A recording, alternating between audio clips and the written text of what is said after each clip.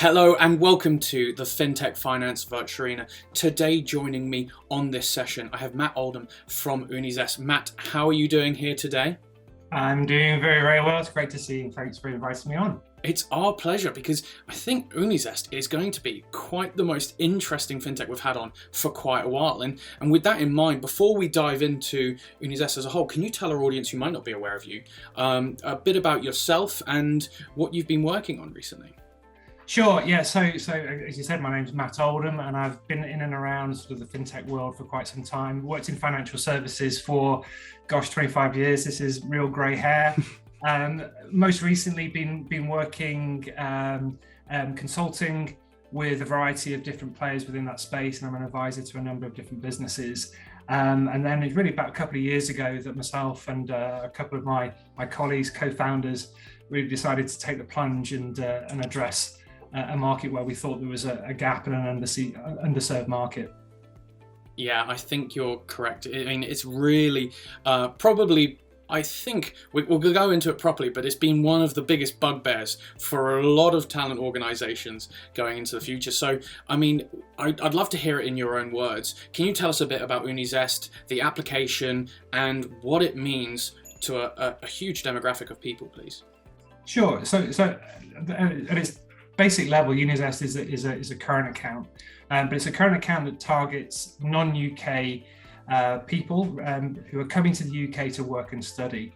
The problem that solves is that, as an English person living in the UK, I've never had this myself, but it's really difficult to get a bank account if you're not a resident in the UK and you don't have residential history. And that creates a whole host of challenges, frustrations, and friction for a whole host of shareholders. Most importantly, the person themselves coming to the UK, it can be really difficult to get a bank account, and therefore you might not be able to get paid and set up your life, get your rent sorted out, go to the shops. So that's a massive frustration on an individual level, but it also creates friction in things like recruitment processes. So we see our customer base being in two broad sections. Part of it is international students coming over to the UK. There are about 500,000 students from that are non-UK residents at any one time. About 250,000 of those are from China, but other big areas of like India, Pakistan, and Bangladesh. Again, getting them to be able to have a bank account that they can use whilst they're here in the UK for 3 to 4 years is really, really important. On the other side of the coin are workers coming to the UK, and often these are in essential sectors like adult care, horticulture. We will be hearing a lot over the next week or so about the haulage industry as well. So it's relatively topical in that point. But a lot of these are in relatively lower paid sectors, in crucial sectors for the UK economy. And we're working with recruitment agencies who are working in that space to try and onboard those people, get them into the UK, get them in a position where they can get paid and start working from day one with less stress. I think that's absolutely incredible. It really does hit the nail of what fintech wants to achieve. It's opening up financial services and making things easier for so many people. And as someone that has tried to open up a bank account in another country, namely China, it was an incredibly difficult experience. So I can really empathize with these people who are looking at Unizest and being like, thank you. That sounds like a brilliant product. Now, obviously, when you're looking at financial services as an incredibly regulated industry, one of the most regulated industries in the world. So how do you overcome that KYC or know your customer hurdle to be able to offer this absolutely fascinating product? Yeah, so the first part of that is partnering with a regulated entity. And we're partnered with Railsbank, who are a banking as a service provider. And obviously we have to work very, very closely with their compliance team to make sure that we're working within their regulated procedures. Also within our app, we've put in place really great high levels of AML and KYC. So a customer onboarding through our Unizest app will go through facial recognition, all the PEPs and sanctions tests that you would expect at any bank. But obviously this is something that we monitor, are in constant dialogue with Railsbank, making sure that we're completely adherent to regulatory issues. Yeah, now I think it's so important. It is the bedrock of any fintech, any financial institution. It is having that baseline, because then it means that you can scale and grow and ultimately cater to the people that you need to cater to. Now, obviously, one thing is quite important is, I imagine you want to have the account almost before you get to the UK. Is that correct? And how can you guys at Unizest help that? Yeah, so we've actually created an onboarding process which allows our customers to onboard and open the account before they get to the UK. And this is really important for people coming to the UK. So, for example, if you're a student and you've been accepted into a university, often what you need to do is be able to prove you've got proof of funds sitting in an account before you come, and prove that to your university. And also little things like you need to be able to set up direct debits or payments for things like tuition fees and accommodation, for example. Yeah. Similarly, if you're coming over here to work, you want to be able to make sure that on day one you can get paid for the first week that you've worked. So we've created an onboarding process where the customer onboards and gets an account that is open before they come to the UK with an IBAN. When they come to the UK and they can confirm their UK address, we send out their debit MasterCard, and full sort code and account is opened. So the account is open before they come on board, and then it's fully open when they come into the UK and have confirmed their address. The other thing that we've integrated into our onboarding process is a new government procedure called share codes, which is effectively a digital way of confirming your right to work and abide in the UK. So this is a relatively new Home Office service, if you like. It's fully digital, and what this means is that we can use that to make sure that, going back to sort of that regulatory issue you talked about before, that we're issuing bank accounts to people who have got the right to work and live in the UK. And also makes it very, very simple and a really smooth onboarding process.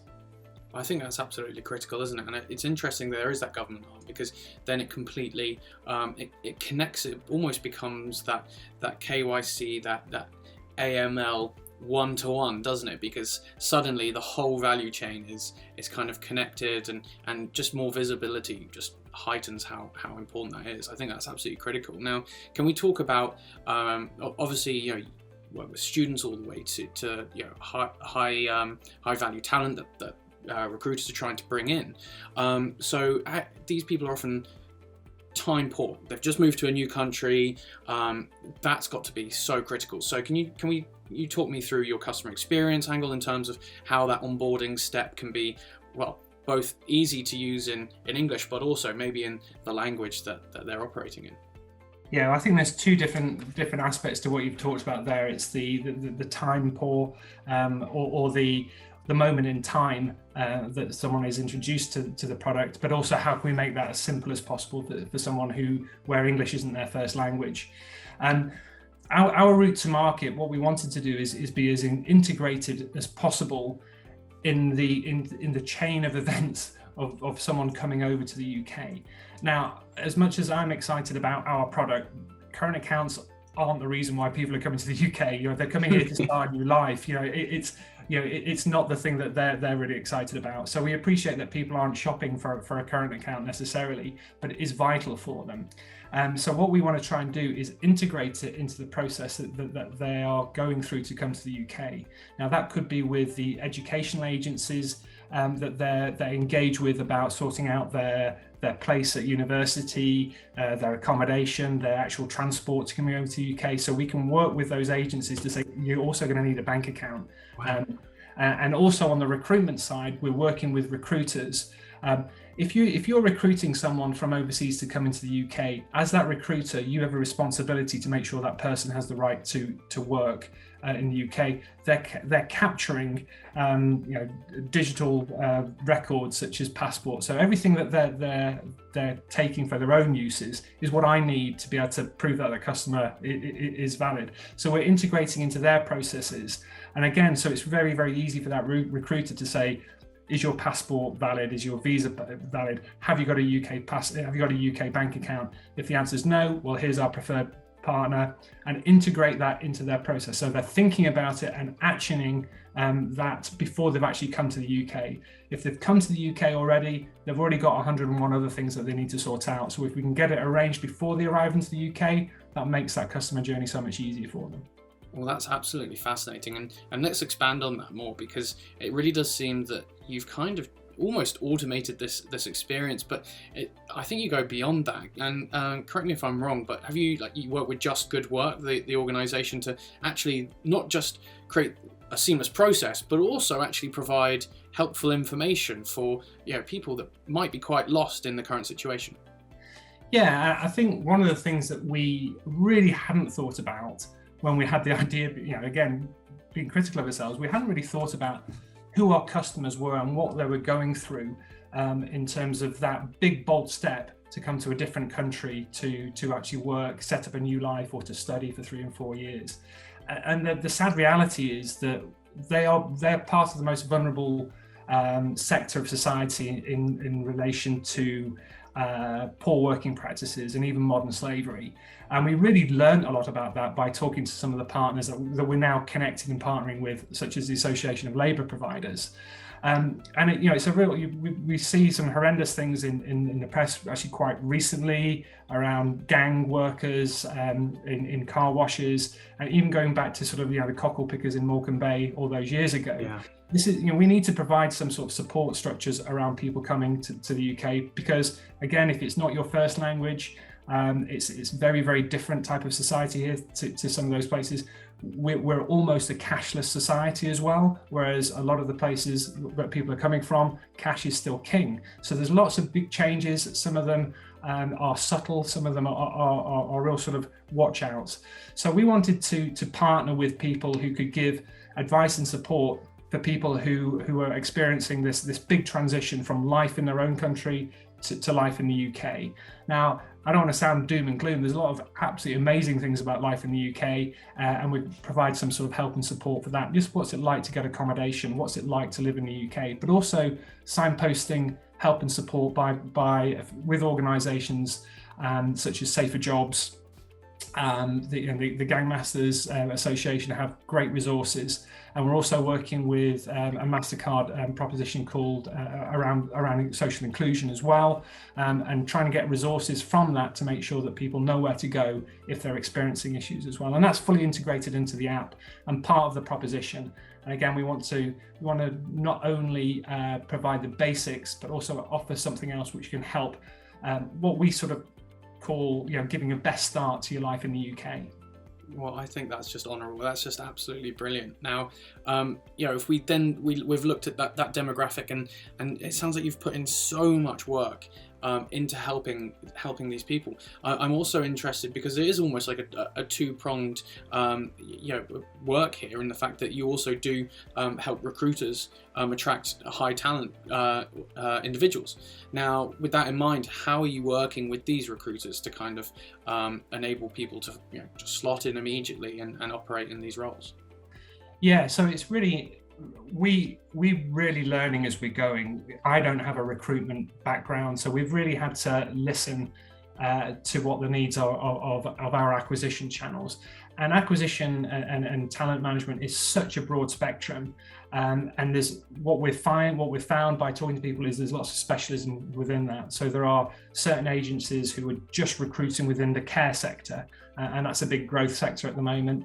And then there are others who are recruiting, just within the sort of the food supply chain sector, and they'll all have slightly different needs. So what we've had to do is listen really, really hard, and find out how can we help, how can we ease ourselves into that process as best as possible.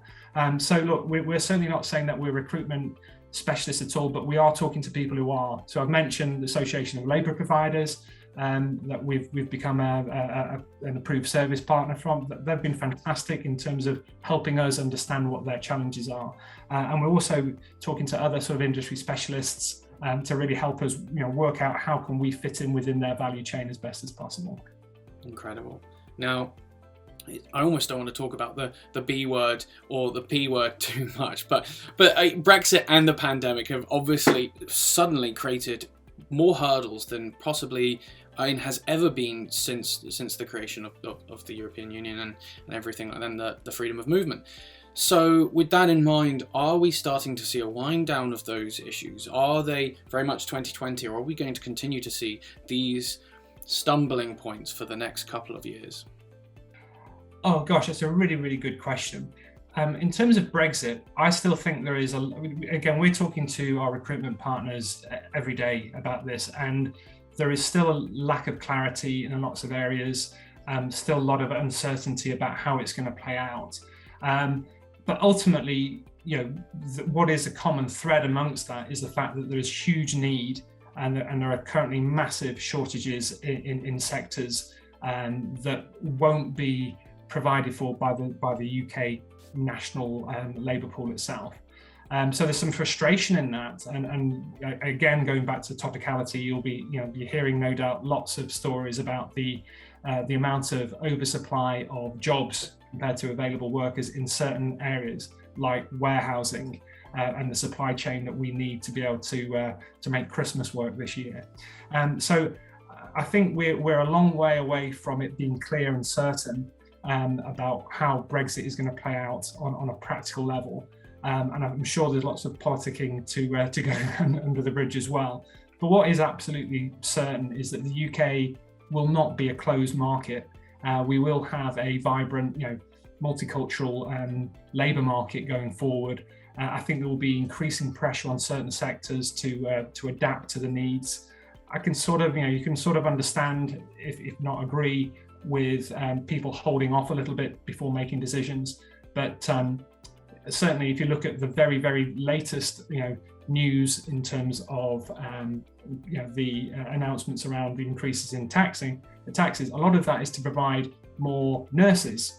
Now, we won't be able to provide from our own training programs the amount of nurses that are required, and typically about 17% of that workforce comes from overseas. So if we're increasing the number of nurses that are required to sort out the COVID backlog, we will be needing nurses from overseas, and they will be requiring financial services support. And that links into the P word you talked about, pandemic. Now, obviously, that's had a huge impact in terms of the number of people who came into the country last year. If you look at the education side of our recruitment agencies in education, what they've said, there's almost been a bit of a backlog. So I think that this academic year, which is sort of starting now, is probably going to have a bit of a surge as people who deferred a year before they came over to the UK are looking to come into education in the UK this year. It might well be that the first term is done virtually, and January have a bigger spike.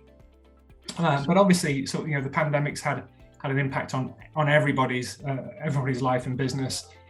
Again, we've got to have hope and faith that isn't the pattern forever, and we'll see how that plays out. Amazing. And I think those are words to end on, Matt. Thank you so much. I think we're at time, but it's been absolutely fascinating hearing someone right at the front line of something, with borders closing, to be able to hear from someone that's actively trying to help people traverse these obstacles. It's just absolutely fascinating. And I love the fact that Fintech can play a role in this. So thank you so much for helping these people. My pleasure. And also to our viewers, thank you so much for watching. You can catch the rest of the series over at ffnews.com, and of course YouTube and LinkedIn, where I'll see you in the comments. So once again, Matt, thank you very much, and goodbye.